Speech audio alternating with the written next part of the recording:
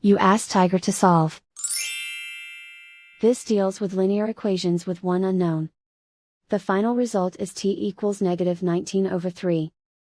Let's solve it step by step. Group all constants on the right side of the equation. Subtract 8 from both sides. Group like terms. Simplify the arithmetic.